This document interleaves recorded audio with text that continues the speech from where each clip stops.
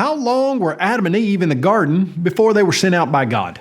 You know, if you've read the book of Genesis, you've probably thought about this question, and it's actually a very important question. What if there were thousands of years before Adam and Eve were ejected? Well, that would certainly affect how we understand the Bible and what it says about the age of the earth and things of that nature. Is there a way to know how long Adam and Eve were in the garden? Well, actually, the answer is yes and no. No, the Bible doesn't give us an exact, specific time period that they were in the garden.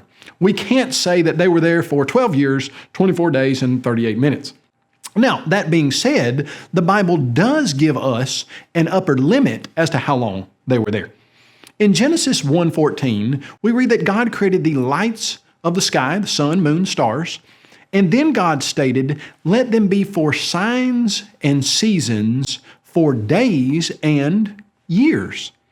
So we can know that by day 4, the sun, moon, and stars were marking the days. But even before that, we see in the creation account that it says that there was an evening and a morning, day 1, an evening and a morning, day 2. So days, as we know them, were being marked by an evening and a morning from the beginning of the first day of creation. And they were functioning throughout that week. Now, Adam and Eve were created on day 6 of creation, and then they were placed in the Garden of Eden. At some point, they sinned, and they were ejected from that garden. And then Eve gave birth to 2 sons, Cain and Abel, outside of the garden. Cain then killed Abel. After Abel's death, we read in Genesis 4:25, "And Adam knew his wife again, and she bore a son named Seth." Now, let's get to the point. In Genesis 5:3, we read that Adam lived 130 years and begot a son in his own likeness, after his image, and named him Seth.